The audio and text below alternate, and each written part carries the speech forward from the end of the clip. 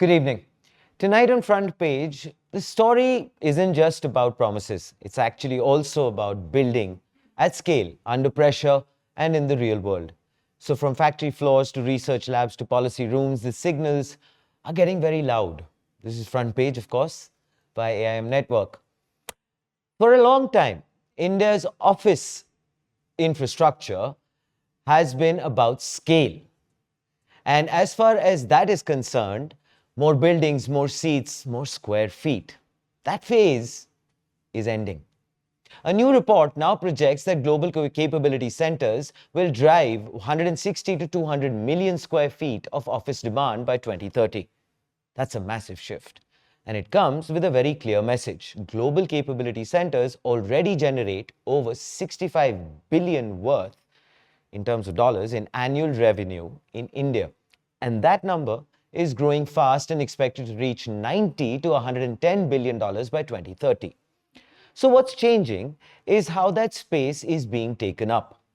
Nearly half of the demand is expected to shift to flex and managed workspaces as global firms prioritize speed and scalability. This isn't just a real estate story anymore. It directly impacts India's revenue engine, jobs, and global competitiveness. India today hosts over 1850 GCCs, employing around 2.2 million professionals and adding tens of thousands of seats every year as these centers scale up rapidly. These aren't back offices anymore. That's very clear. GCCs are now own core engineering, AI, cybersecurity, product, technology, and operations for global companies. And the way they choose workspace is reshaping India's office market. On the 18th of December 2025, Smartworks and UnearthIQ released a landmark joint report called India's Next Commercial Real Estate Wave, the Rise of Flex Spaces Fueled by GCC Growth. This report puts hard numbers on this very shift. Smartworks office, it finds actually, the GCCs are expected to require 160 to 200 million square feet of office space by 2030, and nearly half of that demand, which is 65 to 80 million square feet, is likely to be fulfilled by flexible, managed workspaces. To help us decode what's behind these numbers and what it means for the future of work and competitiveness, we are joined by two people at the center of this change.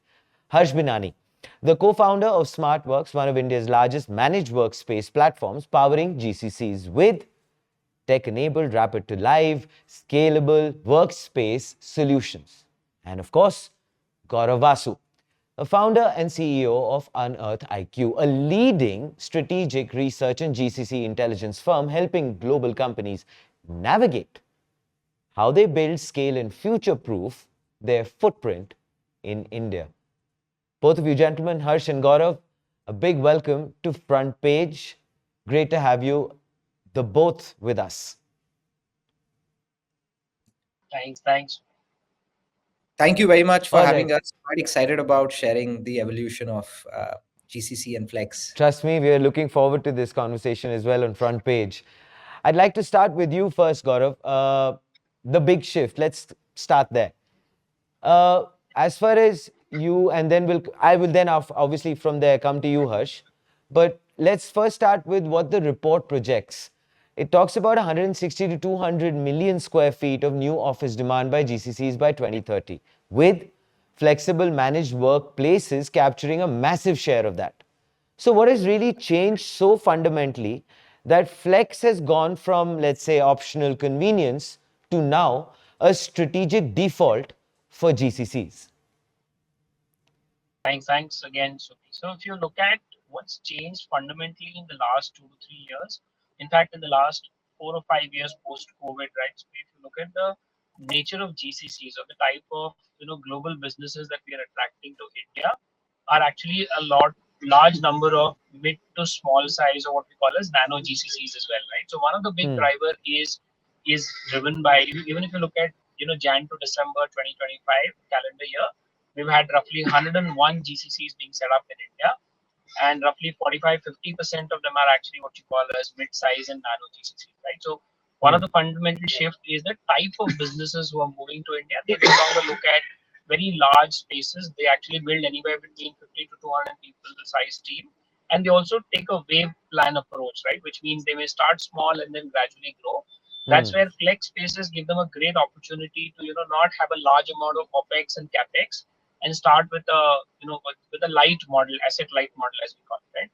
And second driver is actually what I talked about, which is the fact that a lot of mid-size and nano GCCs, if you look at their multinational nature of margins and the cost pressures they also have, they Hmm. actually like to operate in a lot more nimble spaces, which are also which come with a lot of value add services, right? So it's not just the cost, but the fact that they also look for certain value add services. And today, flex spaces give that value add services, which historically in India, you had to actually, pick up a specific office, then have all the other value added Sure. services being bundled in by other service providers, which today flex providers give that, right? So I think that's been one of the biggest fundamental shift, or I would say two of the biggest fundamental shift as to why India would continue to remain a key market, and flex providers will actually give that end-to-end offering for the mid to end nano size GCCs. Harsh, what Gaurav just mentioned, these very two important factors, does that actually align with what you're seeing on the ground today?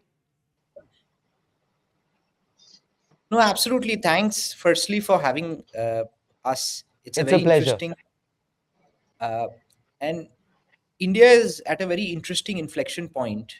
In about 75 years of our independence, we've produced about a billion square foot of office space, Hmm. which, if you take it, leave it, is slightly above what New York City has alone. Wow. Now, it just gives you a perspective that as India now has aspirations to become a developed economy by 2047, then there will be a much higher need for high quality office spaces. And when we look at high quality office spaces, uh, they are being consumed by a lot of large Indian companies and Hmm. unicorns as the domestic economy continues to grow. But what has fundamentally also happened since COVID is that India has increasingly been viewed as the capital of the world when it comes to office spaces. And Hmm. that's where you saw the advent of two large mega trends, which we expect will continue to sustain as we go into the next decade. The Hmm. first is flexible workspaces. So, this category was practically zero when we started in 2016. And Hmm. now, suddenly, this category has become the largest in the world, where more than 100 million square foot of flexible workspaces is currently the stock, and it's more than 10% of India's total commercial RE. So, Hmm. if we now connect the dots that India is going to add another billion square foot, with a Hmm. high expectation that the flex space penetration, which has taken the world by a storm in India, Hmm. this zero becoming 10, the 10 could potentially become 20. So, you can only imagine Yeah. aperture of this undercurrent, which has now become a tsunami in terms of Right. how flexible workspaces has captured the imagination in India. And nowhere it's happened as swiftly as it's happened in India. And as they say in India, if an idea saves time or money, it does tend to have tendency of leapfrogging revolutions. For example, look at Sure. 2G becoming 4G very quickly. So we've seen something similar play out here. Okay. Now, alongside, what is also important to appreciate is that India has also become the GCC capital of the world. Hmm. And that's what the report calls out very eloquently, that Hmm. gone are the days where real estate 1.0 had seen a lot of global companies move their back offices or call centers to India to take advantage of the cost Hmm. efficiencies. Hmm. Now you're starting to see a lot of global capability centers emerge. And this GCC growth is non-linear. It houses a lot of strategic main office functions of companies, whether it's analytics, Hmm. research, engineering. And therefore, in our mind, there is no doubt that India is well on a track by 2030 to become the innovation capital of a lot of these large companies. Fair enough. With Harsh, which GCC, brings me to this thought. Sorry, you were saying. and particularly that's where the intersection of flex space and GCC becomes very interesting, because Okay. GCC growth is fairly non-linear. Yep. And flex models absorb this uncertainty far better than fixed long term leases. And Mm-hmm. therefore, enterprises have shifted a lot of their focus towards controlling business outcomes rather than owning physical infrastructure. And flex space today has several advantages. A, the speed to market is very high. Within 60 Mm. days, you can have the offices done. Yep. And similarly, you can scale up and expand across India while retaining the complete flexibility. And at the same time, FlexSpace campuses come with a lot of global amenities, which a lot of these global companies desire that their Indian employees also enjoy. So Yeah, if you like Gaurav all had of these mentioned, together, that it's a becomes very powerful. one-stop solution of sorts. Absolutely. Fair enough. If I were to carry on asking you this, Harsh, which is, let's say we talk about execution. As far as the execution aspect is concerned, what is your take as far, could you share some recent examples where GCCs choose SmartWorks over other workspace providers? And specifically, for GCCs, how is SmartWorks different from providers like WeWork, Office, Tablespace, or IndieCube? Certainly, I can actually share several examples because we've seen the GCC demand over the last 3 years really Hmm. skyrocket. And particularly this year has been phenomenal in terms of the office leasing records being broken in India. And we've seen increasing penetration of GCCs and flex space driving this dual mega trend. Hmm. Where we've seen GCCs really prefer an offering such as ours is the fact where GCCs are looking at starting very quickly, having Hmm. speed to market where they need their entire office infrastructure built out in 60 to 90 days. And alongside, they also want not only seats, but they also want a lot of talent availability. So if you're able to offer that one-stop solution together, GCCs tend to choose SmartWorks over other conventional options. So Okay. therefore, campus scale readiness as well as the ability to scale up across India is largely where SmartWorks is well positioned. All right. Now the entire sector is doing extremely well, and we've Mm-hmm. all been scaling up and growing very rapidly. Where SmartWorks has been able to create a unique edge for itself is that SmartWorks positioning as the foremost provider of large mega campuses Mm-hmm. with several amenities and the ability to scale up across India stands next to none. And all of this is offered at a very competitive cost structure, which is where SmartWorks continues to be the most cost efficient. So when Fair. you combine all of these together, it calls for a very, very powerful offering. And today, more than 15% of our portfolio is from GCCs. And as Gaurav rightly pointed out, you're also starting to see not only mid to large GCCs, but now SmartWorks is increasingly serving a lot of nano to small GCCs as well, with an ability Sure. to scale up and grow with them as their need evolves over the next few years. Fair enough. So the bouquet of GCCs is only starting to blossom, and I'm pretty sure it's going to carry on doing that. As far as Gaurav, you're concerned, I'd like to ask you this, which is that Harsh just drew a wonderful example regarding the difference between SmartWorks and the other providers. As far as if we take a step back, Flex is Hmm. now being talked about less as real estate and more as a business infrastructure. So, Gaurav, are Yeah. we entering an era where offices start to behave like platforms rather than properties? Oh, absolutely, Suki. I mean, if you look at what Smart Vantage from SmartWorks offers, right? It's an end-to-end offering for both greenfield GCCs and brownfield, specifically for greenfield, where you not only get flexible options to choose from. If you're a mega GCC, you get customized spaces and office spaces. If you're a small Hmm. mid-sized nano, like her said, you get custom properties or custom office spaces which have marketing which is more global standard. But at the same time, I think the big differentiator, which like Harsh mentioned, right, with Smart Vantage is the reason why GCCs to be come to India, or global firms set up their innovation and capability center, is obviously high quality space and high quality talent. And Smart Vantage today packages that very well. Where part of Smart Vantage you have space, you have people, and Hmm. then you have Hmm. allied services. I wouldn't obviously go into the details. I mean, in the report, there's a slider that talks about all the allied services of compliances, beautifully designed innovation spaces where startups, academia, and GCCs Sure. come together. And if I was a multinational mid-sized, enterprise somewhere in Delaware or Dallas or somewhere in Silicon Valley, and if I was actually trying to build a high-end engineering product and support teams, I would actually look at a flex space which gives me smart one is like a flex space which gives me end to end, right? So I'm actually going to focus on my time to market. How do I compete with my larger product competitors? And if I'm a large product competitor, how do I make sure that my differentiation of product features, and rather than then worrying about some of the other office space or related allied services, right? So I think that's been a big drastical shift if you look at in the office space, right? I mean, 8 years back when I started, Hmm. we used to initially think of grappling about saying where do we set up, how do you keep the switch Sure. lights on, how do you make sure that you have the right office in the infrastructure where you can call clients. I think flex Hmm. spaces gives you all of that ability, right? High grade office spaces in CBD areas or in custom areas, like Harsh said. If you're a mid-sized enterprise, you can pick and choose where you want to, and you can also walk in and walk out into any of these offices which are across different cities as well. I think that's another increasingly a need that's coming from Yep.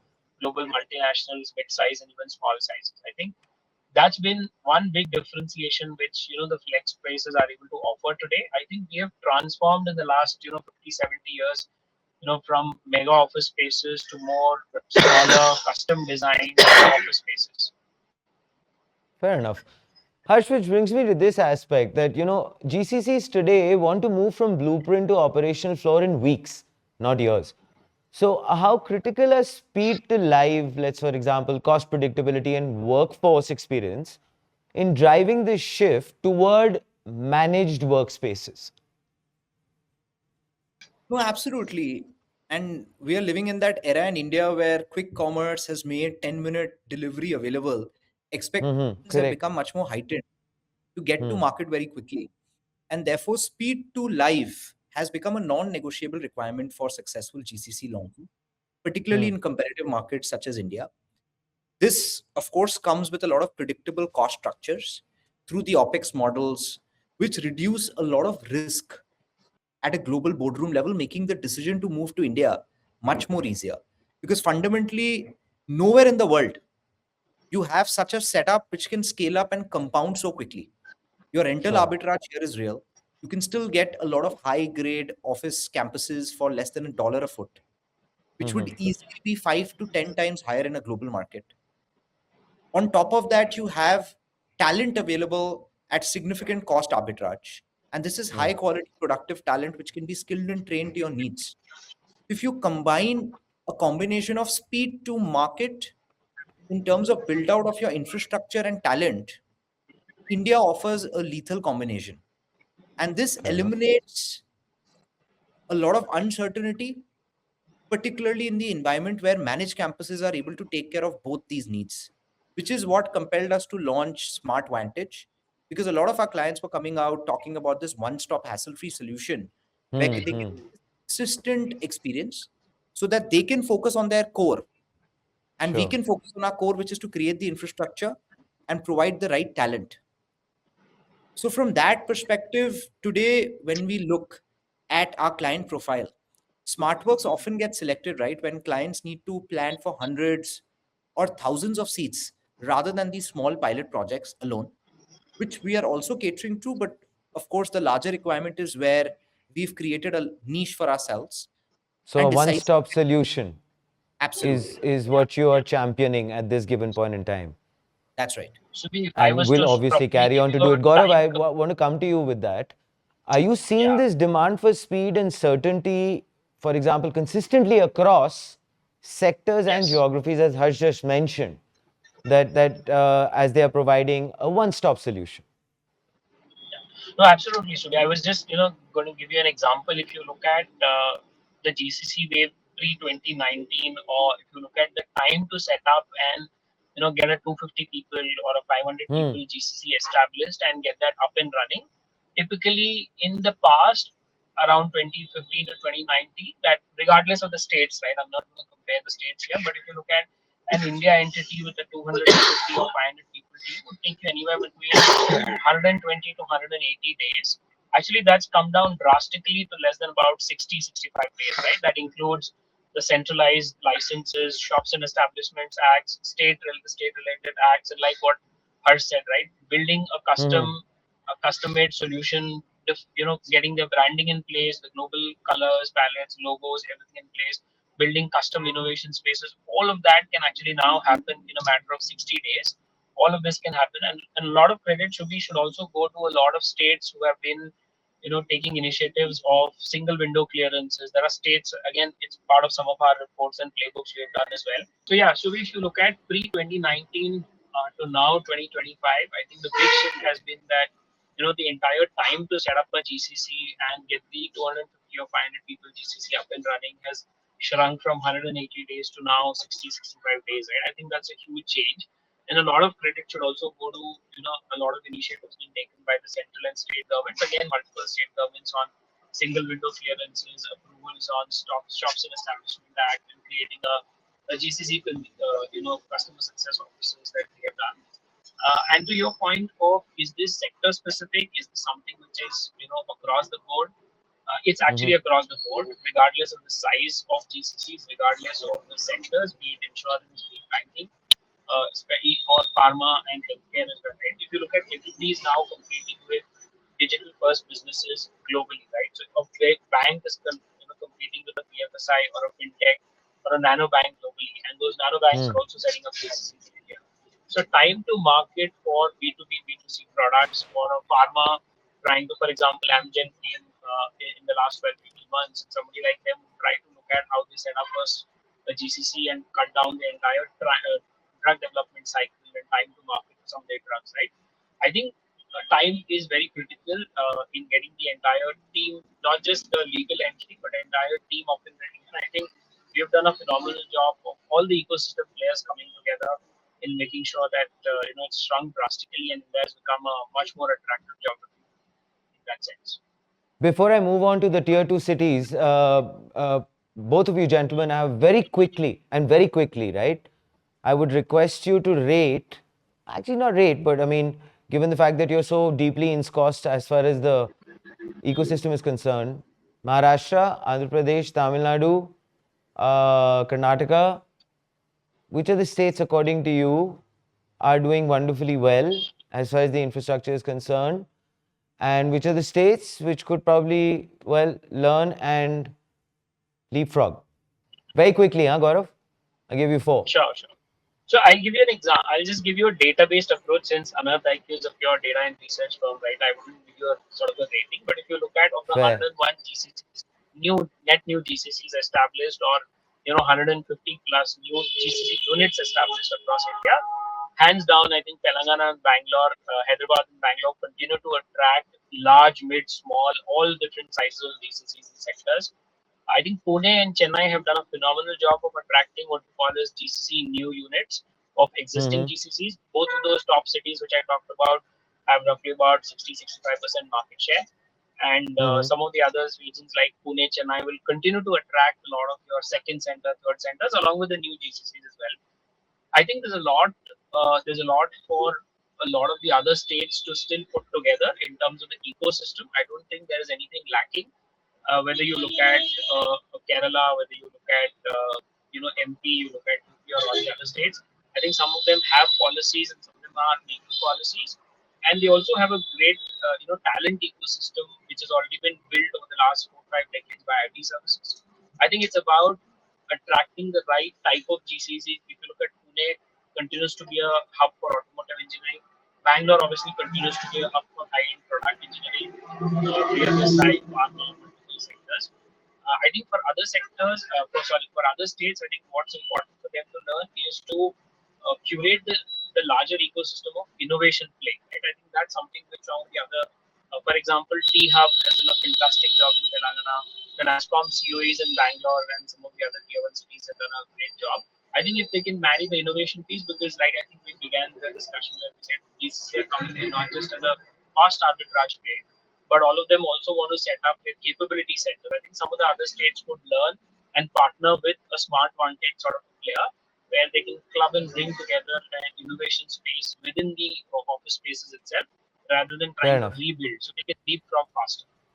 Fair enough. Harsh, I'd like to ask you the same question, pose the same question to you. Of course, Gaurav came from a very report analytics point of view.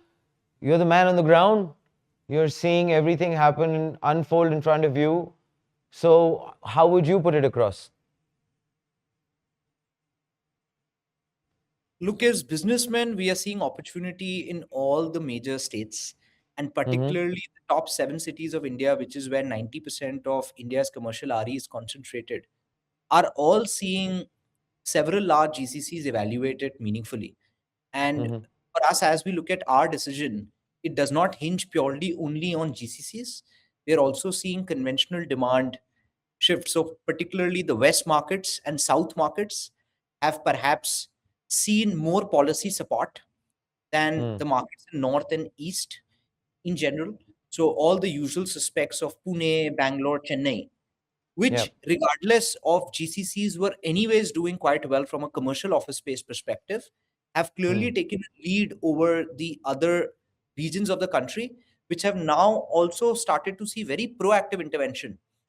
So we Okay. know Uttar Pradesh, the Punjab, Haryana governments are all now starting to build out their own GCC policies.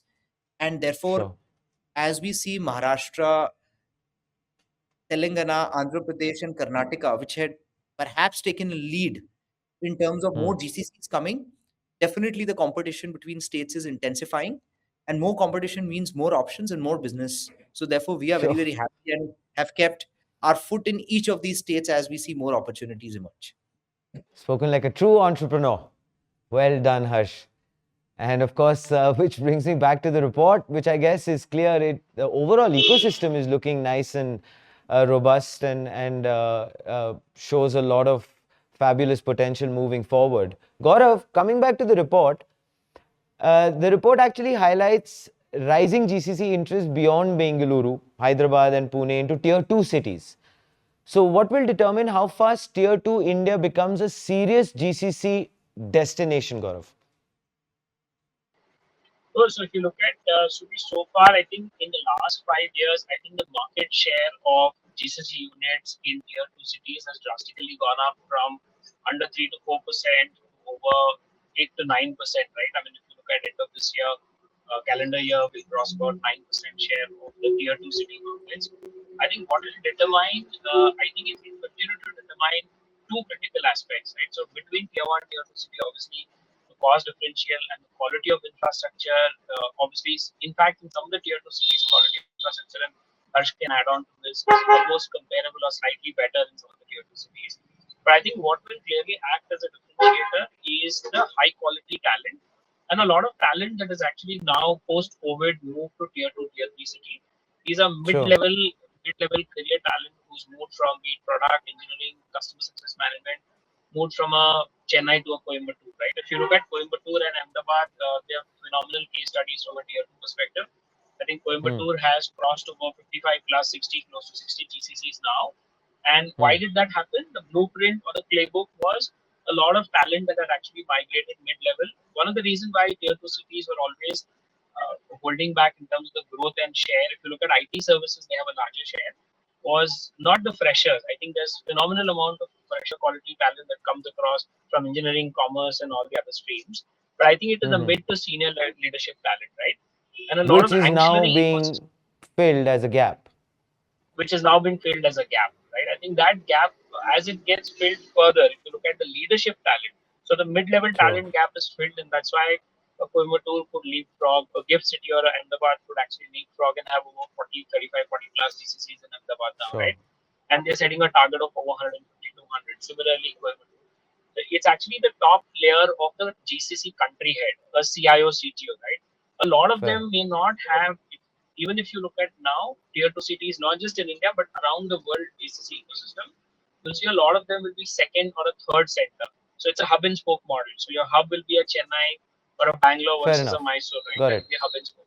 I think it's the leadership talent which, as soon as they start moving to those cities and start building those, I think we're seeing something like Then that those happening will in UAE. flourish. Those will flourish, and Harsh, their market share, Harsh, our as just expectation. Gaurav just mentioned, the hub and spoke model, for example, are you seeing this, Harsh, that GCCs are already asking for tier two expansions? Or is this still early stage, as Gaurav just mentioned, that maybe there still is a gap as far as the leadership talent is concerned?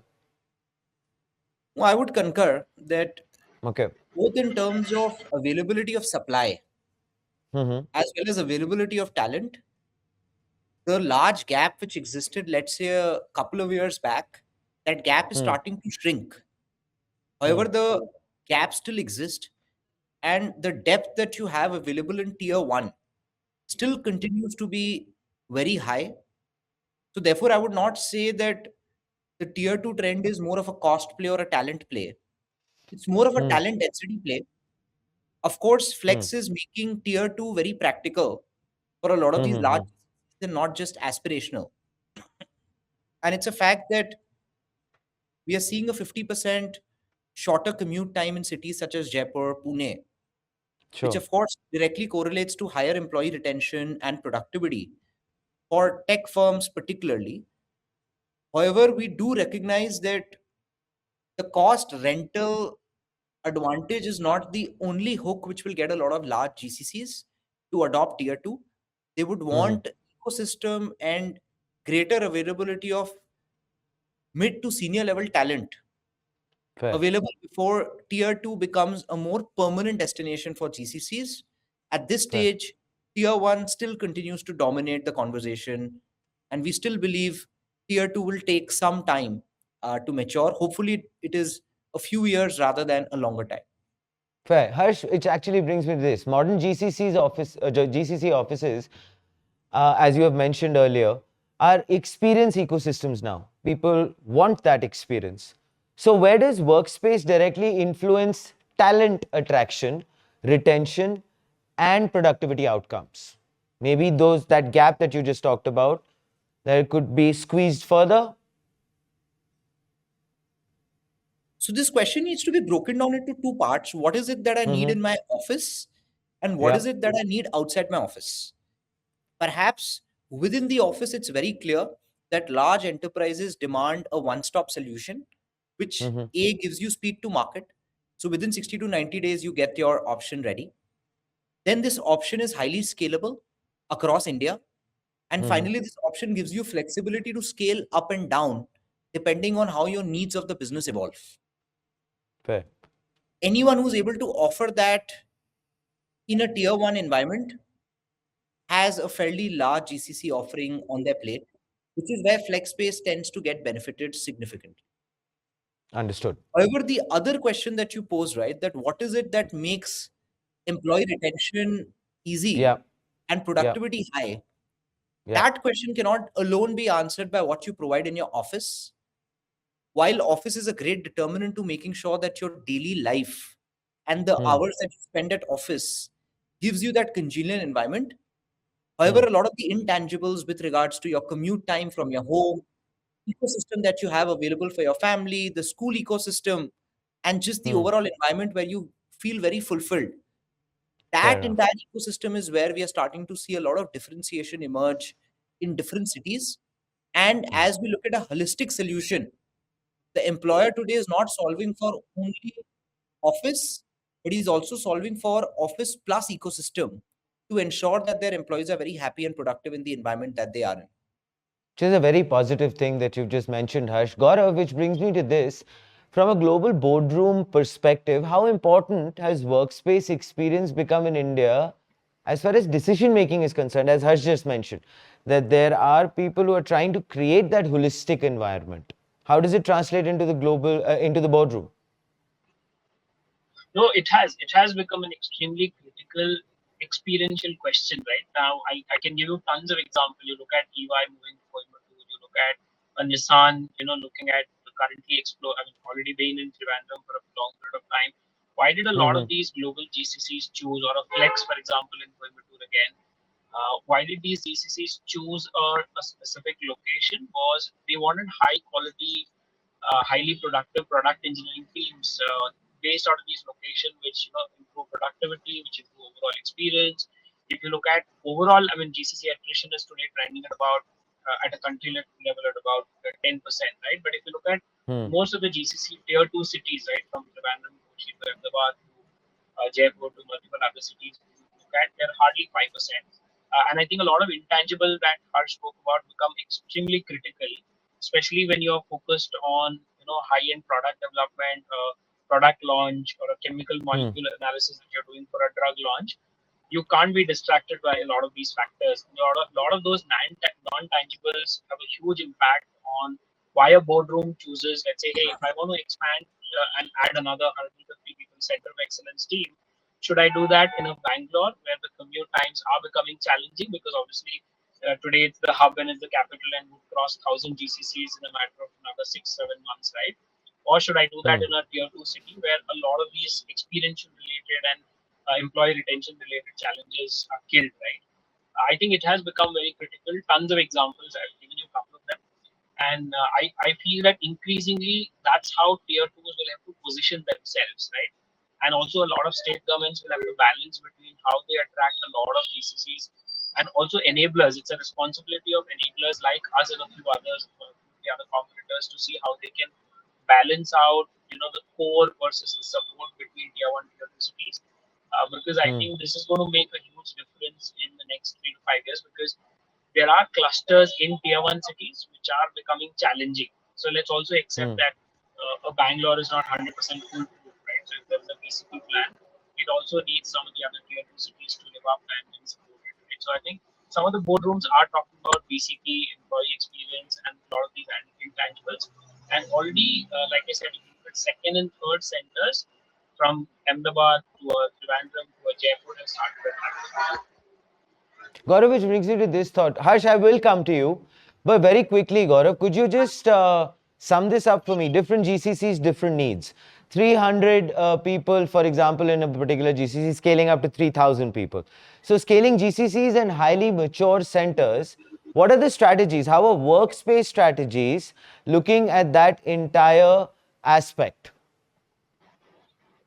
So I think you will also have to break this into contextualizing it. So if you look at a mid-market or a mid-size enterprise, their Yep, yep. scale is going to be different, right? Their scale may be 50 to a 500, and they may not even need beyond 500 because that's the size at which they operate globally, right? Yeah, yeah. Or That's why I mentioned different GCCs, different needs.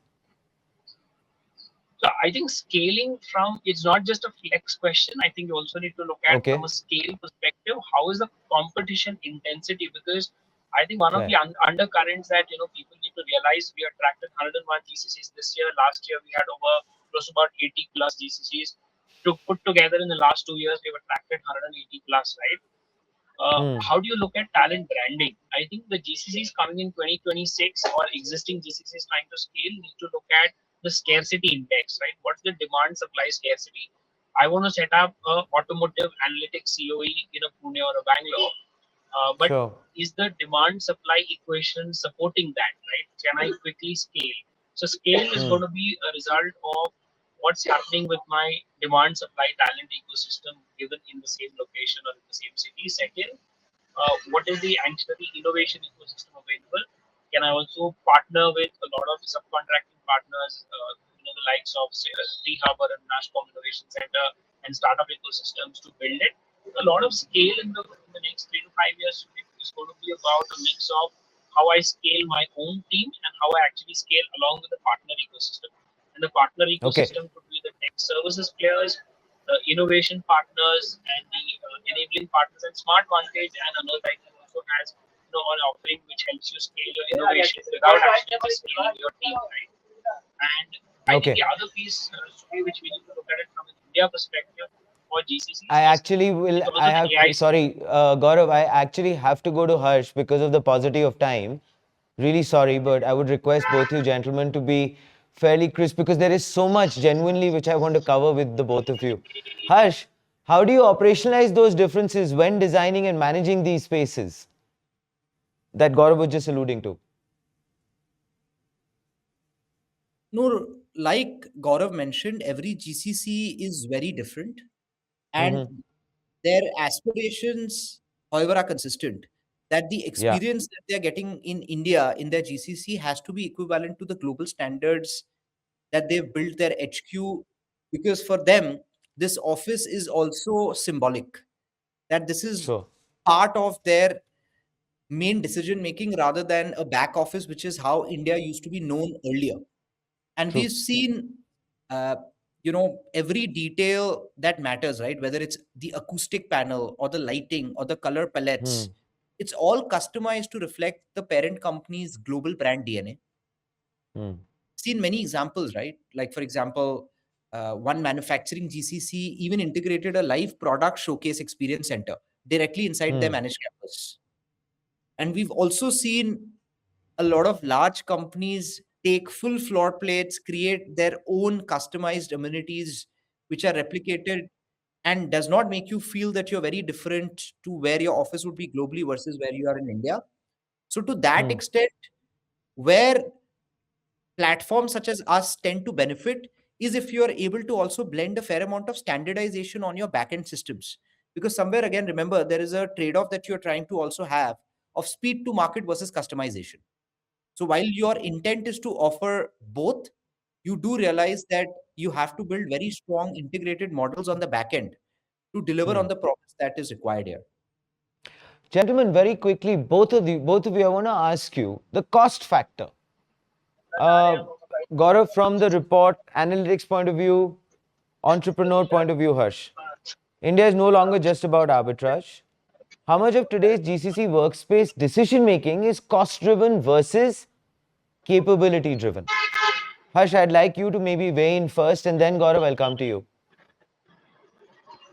Putting my entrepreneurial hat, for any large global company, the fact that India is now emerging not as a cost center, but as an innovation enabler Hmm. completely makes the cost arbitrage play not as important as it used to be, because Hmm. India has now climbed up the value chain, becoming a very important part of the global roadmap. Hmm. However, in an environment where the flex space offering offers you both speed and cost savings, makes the Hmm. offering much more compelling. But clearly, for decisions which are integral to the global HQ, cost will not always be the only advantage which India will be able to take advantage of. However, structurally, our rentals and talent cost will always be uh, significantly at advantage to the developed markets. However, that advantage is not lying with India alone. You have several markets in Asia which offer similar combinations. However, the fact that India also offers you high quality talent is one of the biggest differentiator which gives India the edge, and that too available at Gaurav, scale very speedily. do you agree with Harsh? No, absolutely, Subi. I mean, if I was to give you a statistical point of view of the data that we Yeah. are tracking, right? So to look at the advantage from a cost arbitrage perspective, actually, if you look at we had a 4x cost advantage or a differential compared to, let's say, US, Europe versus India, right? So if you were running Hmm. $100 million capability center or a shared services center globally, and if you were to bring some of that, you would actually do Hmm. that at one fourth of the cost. But given how India has matured in the last few years, that differential has come down, but that's not, deflected some of them to move away from India.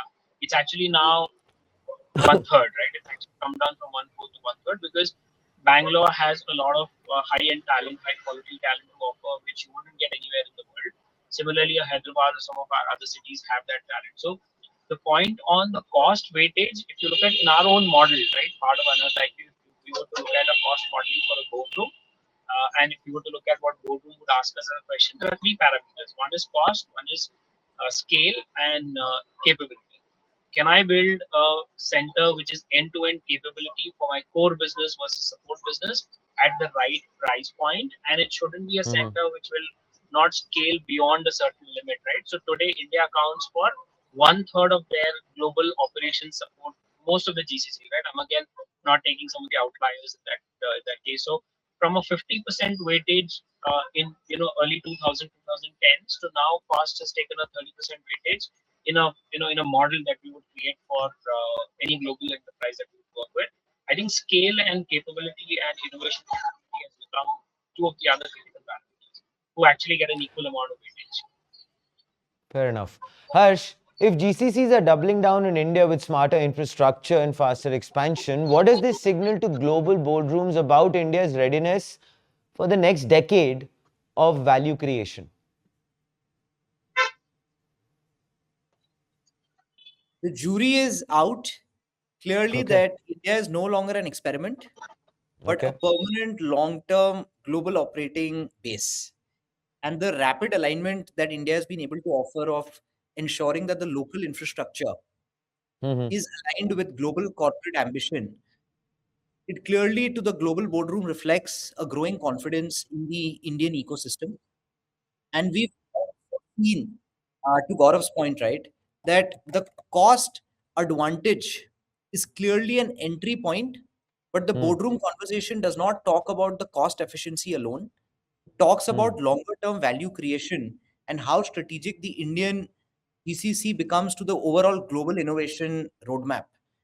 And to Hmm. that extent, we've seen that depending on the maturity of the GCC, the needs might evolve, right? Early stage GCCs want speed, mature GCCs want governance, and which is where the flex space offering has that model and the flexibility to offer needs that are taken care of the different life stages of each GCC so that the boardrooms know that India has a solution which takes care of their needs across the entire life cycle. Fair enough. All right, gentlemen. In conclusion, I'd like to ask you a question talking about looking ahead, the vision ahead. Gaurav, we'll start with you. Gaurav, looking forward to 2030, looking ahead actually, we are looking forward to 2026, but of course looking ahead to 2030. If these projections play out, what does India's workplace of the future actually look like? And Harsh, from your perspective, how do you see work itself being designed differently inside those future GCC campuses? Gaurav, I'd like to start with you. Yeah, no, I think like what you called out, right? I think flex and workspace will become more of a platform. So workplace is no Mm-hmm. longer just so it's going to be work and workplace integrated and experiential workplace integrated. So I think if I was to look at 5 years from now, 2030, you will have easily 2,500 plus DCC in the country. Majority of them offering, I mean, being spaced out of these experiential platforms like Smartvantage and the others. And it's going to change and transform the way work and workplace is looked at. It's going to be looked at more integrated. Okay. Harsh, how would you envisage those offices in those future campuses? The big news is that India has now officially transitioned from being a global experiment to becoming the world's largest premier global operating base. And we Nice, that's a truly lovely headline. that India's next real estate cycle will not be defined by how much space we build, but really by how quickly and flexibility we can deploy it. So as now India, as the report rightly calls out, moves into real estate 3.0 era, the Mhm. office is no longer just a physical asset. It is a strategic operating system for growth. And by 2030, we aren't looking at India as a back office, but rather it's the global headquarters of innovation, which is going to house more than 3.5 million professionals, which is going to drive the next decade of global tech. And you will start seeing the reverse migration happen. Earlier, India used to be known where Nice. the developed market sleeps, India wakes up and finishes the work and gives them more productivity. We are not too far away where when India starts a day and closes, it informs the global HQ where to start. So Nice. clearly, we are very excited about the potential of the opportunity as businessmen, but also we are very proud of how far India has come and become a very important nerve center across the globe. Beautifully put, Harsh. And thank you so much for weighing in, Gaurav, with all of your insights. As always, we'll of course keep harking back to you, gentlemen, as this ecosystem rapidly keeps evolving. As always, a big thank you for being a part of Front Page and taking this discussion forward. And kudos to your report and, of course, all your endeavors moving forward. And a very happy new year 2026. Thank Magical you very times much ahead. for having us. And we at Smartworks are very proud to be the platform that matches this global ambition with speed, scale, and the intelligence it deserves. We are Sure. very uh, happy about our collaboration with UnearthIQ. We truly believe that the future of innovation is now being coded in India, and very happy to see all of that play out also on our campuses.